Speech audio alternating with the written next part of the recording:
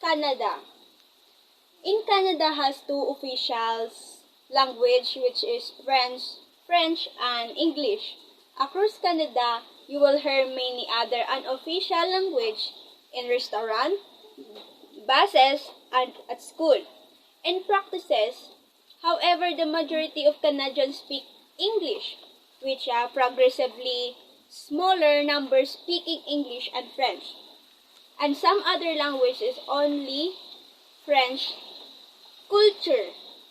Culture of Canada is embodies the artistic, culinary, literary humor, musical, political, and social elements that are representatives of Canadians. The traditions of Canadians is the cottage culture, the Halloween, Bloody Caesar, and St. Patrick's Day parade in Montreal.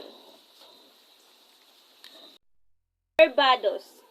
The language of Barbados is officially in English, and the majority of the residents speak in Bajan, an English based in Creole, heavily influenced by the West Africa.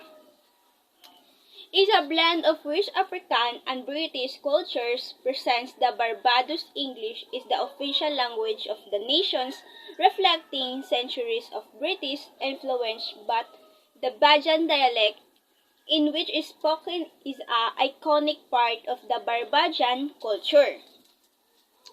Traditions.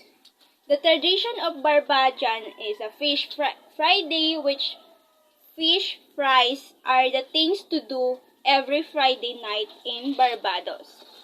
The tonk bands are the form of entertainment that comes from the roots of the West African music. Belize.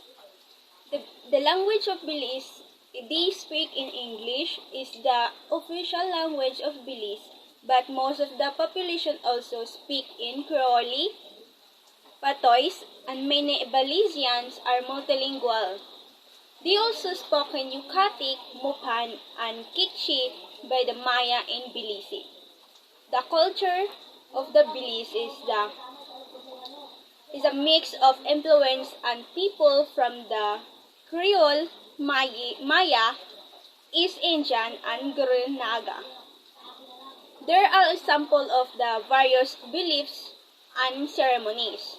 The wakes is depending on where you are from.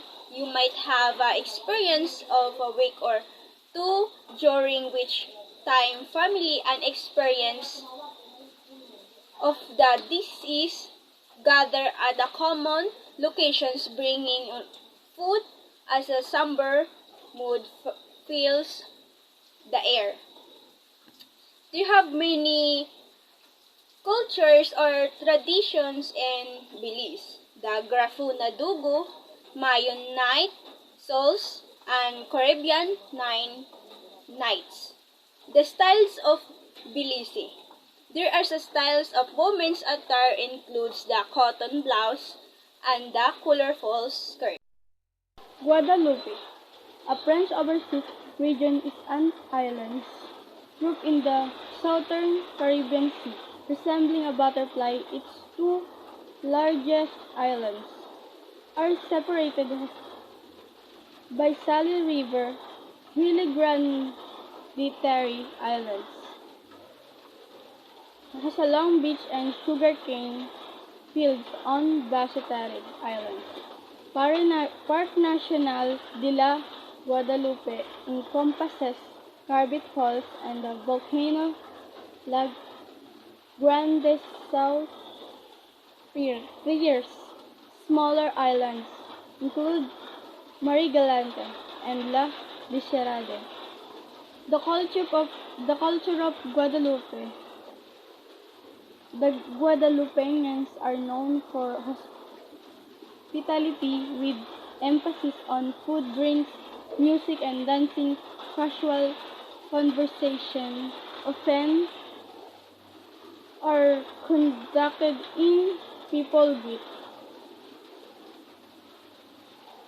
The country art, music, dance, and culinary. tradition of Guadalupe has been heavily influenced by France, Africa, India, and its neighbors in the Caribbean.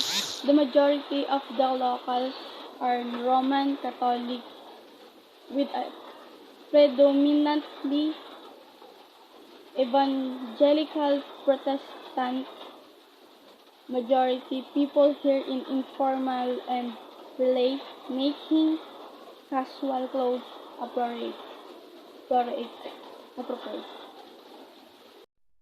Style and language of Guadeloupe. Linguistic affiliation French is the official language at administration and education, but Guadeloupeans speak a French lexicon Creole that dates back to me. Culture of Guatemala reflects strong Mayan and Spanish influences and continues to be defined as contrast between poor Mayan villagers in the rural highlands and the urbanized and relatively wealthy mestizos population, known in Guatemala as Latinos, who occupy the cities and surrounding agricultural plains, much like in Spain. Guatemalan people celebrate Christmas, Advent, Three Kings, and Easter as the most important holidays of the year. Traditional dress for women includes a ayupil blouse and corte skirt, often fastened to the waist with the rope belt. Women often also wear a tocoyal or headdress. Spanish is the official and most spoken language. Puerto Rico's culture is a colorful tapestry of old and new mixing indigenous Spanish and African traditions.